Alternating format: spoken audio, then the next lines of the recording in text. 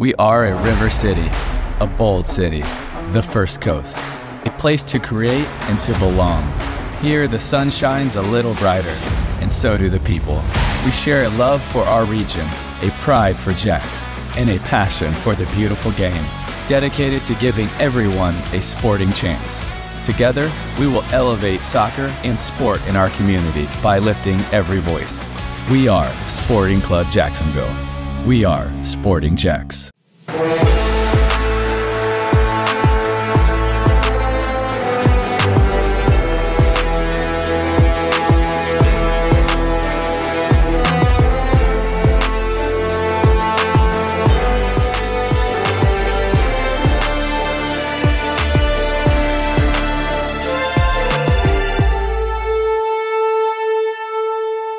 Hello and welcome into the Sporting Jacks Report, coming to you from location here in Tampa as the Tampa Bay Sun get ready to kick off their first game in the USL Super League. They'll be taking on Dallas Trinity. Mauricio, Ruiz, Becky, Burleigh here with me.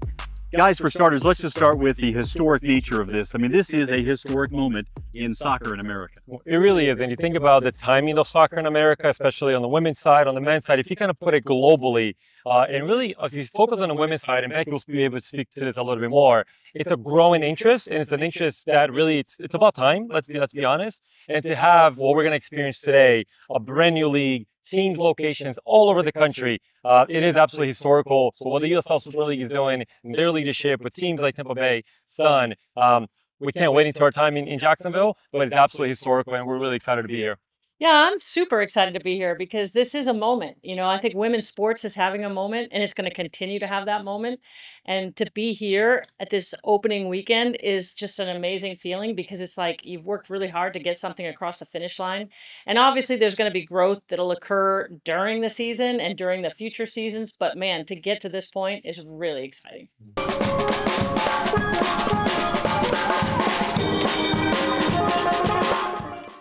And now we are pleased to be joined by the president of the USL Super League, Amanda Vandervort. Well, here we are. All the work you and your staff have done and the teams have done up to this point, and kickoff weekend finally has arrived. What are your emotions right now? Oh, my emotions. I'm overwhelmed. This weekend has been absolutely incredible. I'm proud, definitely, of all the people who've put in over the last 3 years since I've been at the USL to bring us to this day and this inaugural weekend of the USL Super League. It's absolutely incredible. And this is day 2 of the opening weekend. What was day 1 like? The 2 games that kicked off yesterday. What did it look like on Saturday night? What did it look like? Yeah, it was packed. The fans were out in full force. We had a sellout crowd, 10,500 in Charlotte, North Carolina for Carolina Ascent versus DC Power FC. And it really comes down to the fans in that stadium. I mean, they really showed up big time in Charlotte. And the players were excited. I talked to them before the game, after the game, and they all just knew what a historic moment it was for the USL Super League and for women's soccer in this country. In general, there have been a lot of lessons learned, I'm sure, over the course of this last 3 years. What are the things that you really value that you learned in the course of the process of getting a brand new league going? Yeah, I think it takes belief and it takes people who are willing to roll up their sleeves and work. It's not easy to bring a women's professional soccer league to life, but the people who are involved in this project have given it a 1,000,000% each of them, and I think what you'll see today at the Tampa Bay Sun and what you'll see throughout the rest of the season is just a demonstration of the love and passion and commitment of everyone that's been involved. What did it look like on Saturday night? What did it look like? Yeah, it was packed. The fans were out in full force. We had a sellout crowd, 10,500 in Charlotte, North Carolina for Carolina Ascent versus DC Power FC. And it really comes down to the fans in that stadium. I mean, they really showed up big time in Charlotte. And the players were excited. I talked to them before the game, after the game, and they all just knew what a historic moment it was for the USL Super League and for women's soccer in this country. In general, there have been a lot of lessons learned, I'm sure, over the course of this last 3 years. What are the things that you really value that you learned in the course of the process of getting a brand new league going? Yeah, I think it takes belief and it takes people who are willing to roll up their sleeves and work. It's not easy to bring a women's professional soccer league to life, but the people who are involved in this project have given it a 1,000,000% each of them, and I think what you'll see today at the Tampa Bay Sun and what you'll see throughout the rest of the season is just a demonstration of the love and passion and commitment of everyone that's been involved. You know, as a broadcaster, I have to ask you about the Peacock deal, because that was such a major part of this whole process, to be able to put all of the games on a national streaming platform. I don't think that can be understated. Yeah, no, we wanted accessibility was our #1 goal, really, for our broadcast partner, and to be working with somebody as elite as Peacock, you know, the same platform as the Olympics and the Premier League. What a great opportunity for us as the USL Super League to be aligned with those amazing platforms and in a space where everyone can find the games easy, one click and you're in. Becky, I know, has been beaming about this opportunity this weekend for so long. You know, first of all, I just want to give a huge shout out to you. Thanks, Becky. Would not have happened without you. Your leadership has been so paramount to this, and I know you have a huge team behind you that's helping you as well. But the one thing I would ask you is, if you looked back the beginning when you said yes to this opportunity to now, biggest takeaway. Oh, Becky, you're coming in with big questions. Coming in hot. Coming in hot. That's why we bring her. The one thing from when I started till now, you know what? It's be bold and be authentic. Be your authentic self. Like, really, we went for it, you know? And I think that the people who have been along for this journey also are bold and confident in what we're building. And we know that fans are hungry for more women's soccer, and players are as well. And so put those two together in amazing cities like Tampa and Charlotte and Spokane, Washington this weekend, and you see the result. And we're going to give you a sense of what we saw in Tampa with the way they had things set up. And Mauricio, I thought it was very clever. A lot of the areas for fans to gather, whether it was concessions or merchandise, all in these containers or shipping pods where they can roll them out, gives them a little shade. You see it right there. Very cleverly done in a space that is not their own stadium right now. Yeah, and talking to their ownership group, and we had a chance to chat with them before the game and even after the game, this is a temporary stadium. It's about a 2-year provisional stadium until they reveal their plans for a permanent stadium. So they really worked with the local high school here to make the most out of their experience. And what, I don't know, many that will be able to mimic this exactly, to come on first team on the boat, on the riverboat. Unbelievable. Team arriving by water was a great way to do that. Really set the scene for a great night. And now it is our pleasure to be joined by the president of the Tampa Bay Sun, Christina Unkel. I'll ask you the same question I asked Amanda Vandervort. After all the buildup, what are your feelings here? The day's finally here. It's chills. It's chills. Being part of women's professional soccer for over 20 years now, which kind of ages me a bit.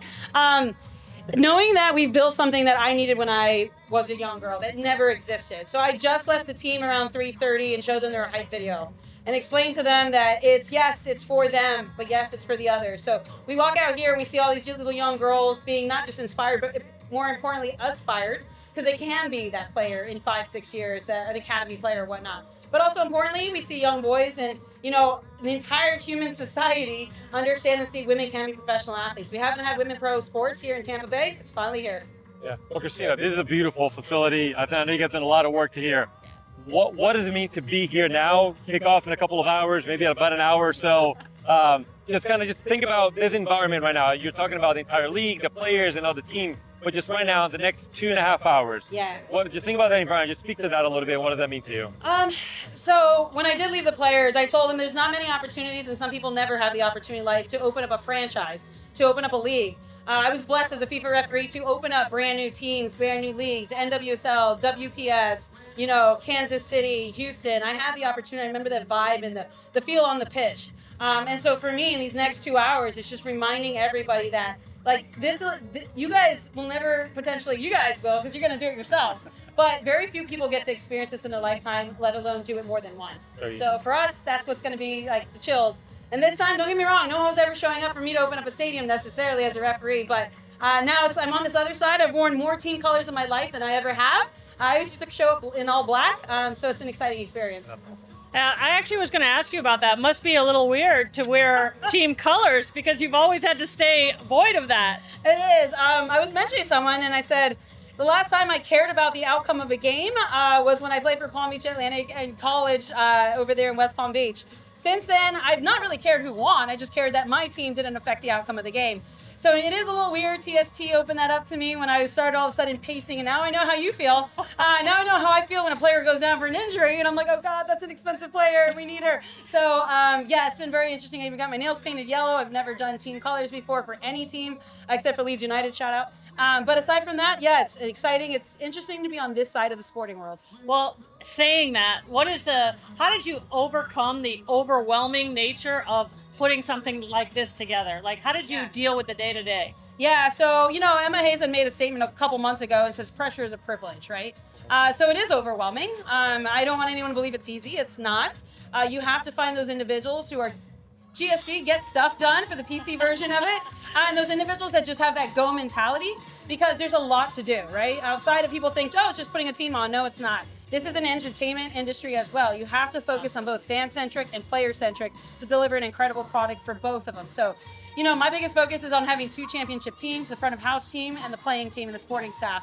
But really, it's kind of how do you crystallize something that's so big into something? So for us, for game 1, really minimized it down when I got back from the Euros for Euro TV. I was in Burleigh for 6 weeks, and I wouldn't advise that before you launch a team. But, we had 3 non-negotiables. Sell out the stadium, incredible food and beverage, because it's a Hispanic side of me. Everyone loves good food and beverage. And the third part is put an incredible product on the pitch for 90 minutes. You hit those 3 non-negotiables, everything else can be improved on. Man, it looks like you're going to hit those out of the park. Yeah, appreciate it. So if you think about the product on the field, right, it's brand new for everybody. It's not like, you don't have a measure board, you don't have a stick to kind of measure. You guys did a lot of work putting together, on paper, a fantastic team. What should we be looking to expect tonight as your team finally takes shape on the field? Yeah, I think that's always the most exciting part. I know Coach can mention it, is when you put people together on paper and some of the players that surprise you, who rise beyond that level, that gives you those goosebumps. People are going to be expecting it. So obviously I'm not going to let you guys know who those players are. You got to figure it out yourself. But that being said, that's probably the most exciting part for me, is seeing them go through 6 weeks of preseason, especially in Florida. You guys appreciate it. She knows it, this time period for college. There was a little bit of a learning curve on that humidity, but when we talk about fitness, they're there. And so it's going to be exciting to see the players that pop up that people were not necessarily expecting. Christina, thank you so much. Congratulations on everything. We'll look forward to following the Sun throughout the course of the year. Let's do it. Game time. And of course, there's no doubt what our Island Wind Company game of the week was going to be. Let's take a look at how it all went down. For the first time, players walking out onto the pitch, and in the 8th minute, Dallas on the front foot, as they were much of the first half. But Tampa Bay goalkeeper Ashley Orcus stood tall. Yeah, Cole, and really that was the story of the night for the Tampa Bay Sun. This is her first save going against her plain foot, opposite side, and she's just keeping the ball out of the back of the net most of the game. Another save here by Orcus, this time the kick save, still 0-0. And really fortunate for not to be down 1-0 at this point. A blank shot, and then here very quickly after, towards the end of the regulation, Dallas Trinity finally get their first goal of the season. And it was Chioma Ubugagu to Hannah Davison with the header and the goal to make it 1-0 just before halftime. 70th minute now. And Ashley Clark with a cross, and Brooke Hendricks there for Tampa to head it in, and we're all level at 1. Yeah, and Hendricks was a star in the defensive line all game long. Really did a great job of keeping Tampa Bay alive. And you can see here, the defender leaves the post, which we should be protecting the goalkeeper, and Hendricks just towers over 2 defenders, and she puts it on the far post, making it hard to keep it out of the net. After that, Orcus secured the point with another save. Tampa Bay and Dallas play to a 1-1 draw. Well, there are the highlights. Now time to talk about a little bit. Your impressions of the first Tampa Bay Sun game and the first weekend here for the Super League. I mean, honestly, it was pretty awesome because you had such a great crowd, not deterred by the heat. And the product on the field was really good. I mean, you saw 2 teams that are still trying to find their footing a little bit, but there's some talent out there, and there's a lot of it. Mauricio? Yeah, it was early in the season, you can tell. This felt a little bit of like a preseason game on the field, but to Becky's point, there's plenty of talent. I think the argument's always been, is there enough talent for additional teams, additional league? I think we can prove after week 1 and after what we saw today. There's definitely a lot of talent, but it's early in the season. I think both teams are trying to feel each other out a little bit today. All right, what about the atmosphere here? So amazing. I mean, you can hear it still. I mean, we were well after the game, and you can still hear it. It was just such a fun environment. people wearing Tampa Bay Sun gear everywhere. People waving their towels. I mean, it was really fun. Mauricio? Yeah, well, it's just great to see the young community here. You had a lot of clubs out here supporting young ladies that maybe had never thought about playing professional soccer. I know that's more on the guys' side. They see the Prem, they see the La Liga, but that's really not as much of a norm on the girls' game. And to see all these young ladies come out here and see potentially they want to be on the field, I think the smile on their faces, and they're just vibrant. So the atmosphere was great. Tampa Bay did a great job promoting the game. And just to see the smile and the brightness on these young people here, that's what the game is about. Yeah, in fact, every game this week in the kickoff weekend for the USL Super League, all 3 games sellouts at their locations. Speaking of those other games, we have highlights from those as well. Let's take a closer look. In Charlotte, Carolina Ascent hosting DC Power, 10,500 in attendance. North Carolina native Vicky Bruce scored the game's only goal. It came here in the 27th minute, and it would hold up. Carolina wins 1-0 over DC Power in the league's inaugural game. Yeah, 1-0, first win of the season for Carolina, and really the first win for the Super League in general. And what a great gift to give to your 10,000 plus fans for the night. Later on Saturday, Spokane Zephyr hosting Fort Lauderdale United, 16th minute. Amina Ekic taken down in the penalty area. It's a PK coming up, and Ekic would take it herself.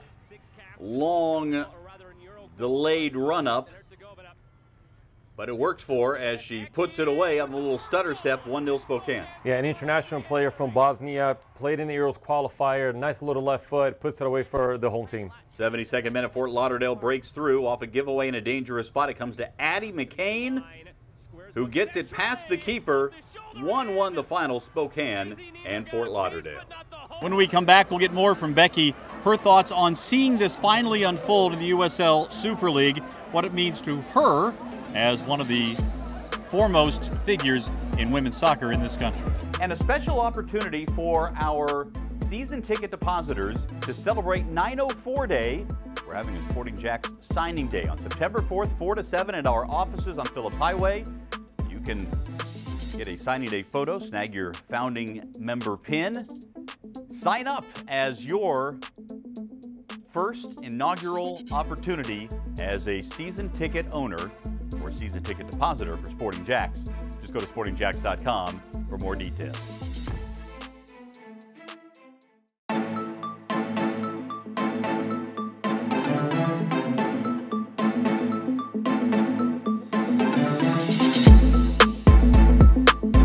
For the second time, Sporting Jacks is partnering with the Jaguars to help put on the Youth Soccer Day at the Jags at the Flex Field at Daly's Place on Sunday, October 6th, when the Jaguars are playing a home game against the Indianapolis Colts starting at 10:30. Your child, age 4 to 13, can come out and get some coaching from Jacksonville University soccer players and coaches. It's $59 and includes a ticket to the Jags game and entry into the clinic. Just go to sportingjacks.com for more information.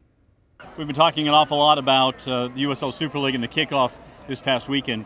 But Becky, for you, somebody who's been such a big part of the women's soccer scene in this country, on the college level, the pro level, to see this happen, what's your takeaway from this weekend? You know, I think one of the things that goes through my mind is how much hard work it takes to get to this point. And the team that USL has put together to be able to make this a reality, you know, tip of the hat to them, because this is a lot. But it's so cool for, you know, as Mauricio said earlier, for all these people to be able to see this up close and personal, to see a product on the field after months and months and months of planning. Yeah, months and years in some cases.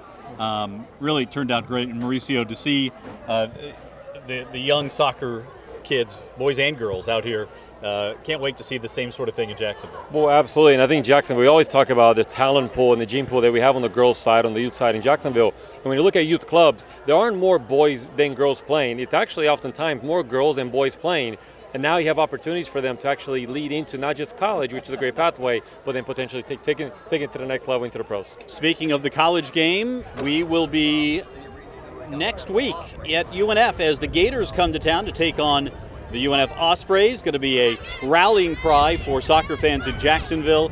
Come out and join us. It is absolutely free to join, but RSVP by going to sportingjacks.com. We'll all be there to see the Gators and the Ospreys in women's soccer.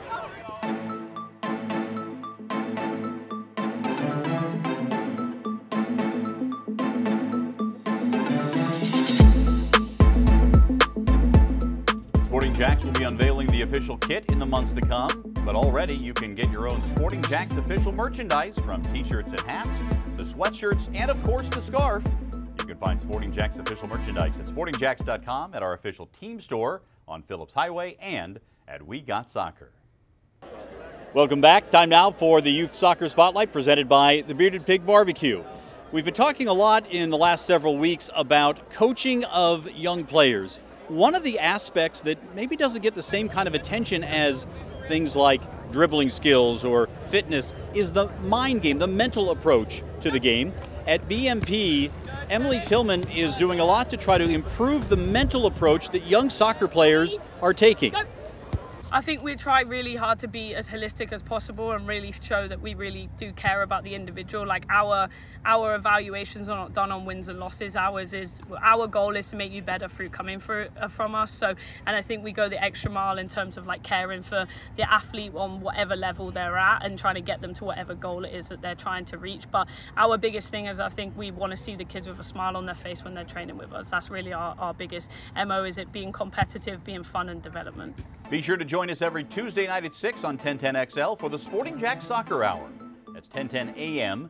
You can also listen online or on demand at 1010XL.com.